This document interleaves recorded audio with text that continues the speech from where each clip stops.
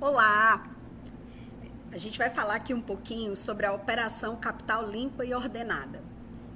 Os objetivos principais, a gente vai tentar relembrar as regras aplicáveis à fiscalização em torno dos temas, que são foco dessa ação conjunta, e reconhecer as principais infrações que podem ser constatadas e assim como as condutas a serem tomadas. Com base no plano 7, a Operação Capital Limpa e Ordenada, como a gente já mencionou, veremos as irregularidades que serão verificadas. Nesse primeiro vídeo, o foco vai ser resíduos, até porque esse tema vai permear todos os outros, E no logradouro a gente vai verificar se tem resíduos, em terrenos se tem acúmulo de lixo, em obras a destinação correta e nas atividades a mesma coisa. Então, nosso foco aqui, resíduos sólidos. Definições. A gente tem várias definições que podem ajudar vocês no campo, quando tiver alguma dúvida, ou mesmo antes de ir a campo, quando a gente dá aquela última lida no material.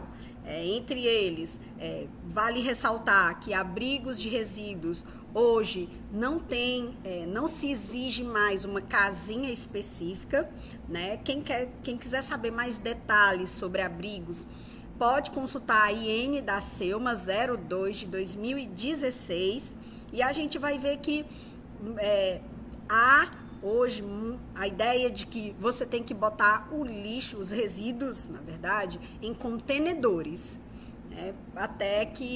e armazená-los em local adequado, até que seja dada a destinação, seja entregue ao transportador ou entregue diretamente ao destinador final. Acondicionamento, armazenamento, coletores de rodinha, que é muito mais para a questão dos resíduos de saúde.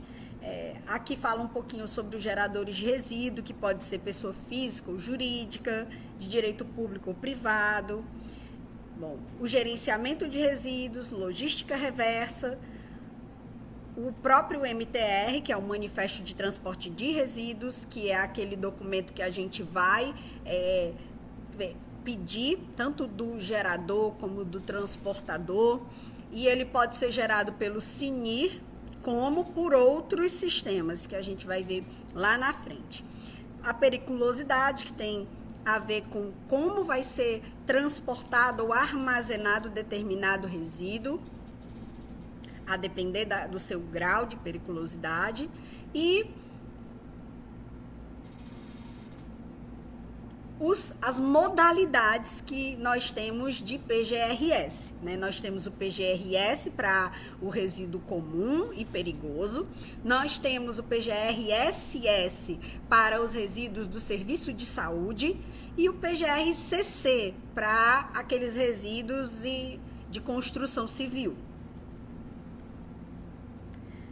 Aqui diz um pouquinho sobre as características de cada tipo de resíduo, lembrando que os domiciliares são aqueles originários de atividades domésticas e os industriais são gerados no processo produtivo. Os resíduos não perigosos, a gente vai ver que essa classificação de resíduos perigosos e não perigosos, apesar da nossa lei falar muito da NBR, a gente vai também consultar uma portaria, na verdade, do IBAMA. A gente vai falar sobre ela também um pouquinho na frente, porque ela traz de uma forma bem mais simplificada o que são resíduos perigosos e quais são os resíduos perigosos e quais não são. As principais legislações, A NBR da qual eu estava falando, que é a 10.004, de 2004, e a instrução normativa do IBAMA, que na verdade não é uma portaria, é uma instrução normativa mesmo, é o IBAMA número 13 de 2012, Traz uma lista de resíduos e ele coloca um asterisco nos resíduos que ele considera como perigosos. As outras normativas, símbolos e abreviaturas, algumas para ajudar também vocês na assimilação do conteúdo, e as alterações trazidas pela Lei Complementar 402, tá? Essas alterações, elas são muito importantes para que a gente compreenda e tenha isso muito claro na hora da fiscalização. A lei que antes a gente mais utilizava, que era a 8.408, atualizada, né, alterada pela 10.340, ela agora também foi alterada pela Lei Complementar 402 e que revogou parte dos seus dispositivos. Os artigos de 11 a 33, eles não estão mais vigentes. Por isso, o que está valendo é só aquela parte inicial, os artigos 1º ao 10º, né, que caracteriza o grande gerador, e a gente não pode esquecer que a partir dessa lei, que foi em junho de 2024, a gente não pode mais utilizar as infrações dessa lei específica, apenas do Código da Cidade. Outras questões importantes envolvendo resíduos que foram trazidas de modificação por essa lei. Operar em desacordo com o plano, agora é uma infração capitulada no 793. Omitir, deixar de informar ou falsear informações, ela está capitulada no parágrafo 1º do 793, também é uma infração grave.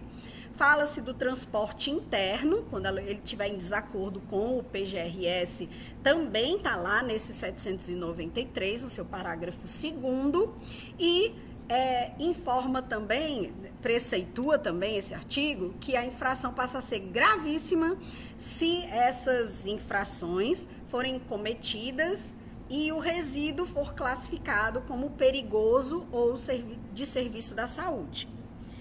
Não ter ou não apresentar o PGRS também teve nova redação e está capitulado no 828, todos do Código da Cidade. Não ter ou não apresentar os manifestos de transporte de resíduo, agora está capitulado no 828A, também é uma infração grave. E colocar caçambas estacionárias sem atender aos requisitos. Não sei se vocês lembram, antes falava do horário de retirada, né, das caçambas. Agora está um pouquinho mais amplo, o 940, e fala em não atendimento de quaisquer dos requisitos, tá? Lembrando, se a infração for grave ou gravíssima de resíduos ou de poluição, a gente não precisa aplicar uma notificação se for MEI, ME e EPP. A gente pode ir direto autuar. Isso é importante agora para as fiscalizações que irão começar. Dispor ou descartar resíduos sólidos incompatíveis com a área de tratamento e destinação, também está prevista como grave. E se for resíduos portadores de agentes patogênicos ou hospitalares, sem controle adequado de acondicionamento, enfim, passa a ser uma infração gravíssima. Isso está no artigo 772. Mas atenção, né? Aquilo que a gente acabou de falar, se for grave ou gravíssima, direto alto. Quando a gente encontrar descarte irregular por veículo automotor, é importante que se diga se ele é de passageiro, caminhoneta, picape, caminhão, reboque, semi-reboque, porque o artigo 952 trouxe agora os incisos 7 e 8, que tornam, que prevêem um acréscimo para essas infrações se cometidas por esse tipo de veículo automotor.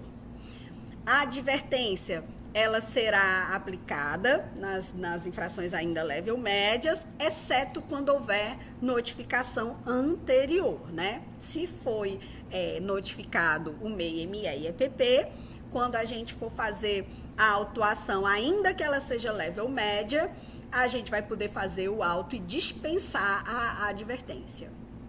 Bom, agora no próximo vídeo a gente vai falar um pouquinho sobre a fiscalização de pequenos e grandes geradores para ajudar também a vocês nessa identificação de infrações aplicáveis a eles. Até a próxima!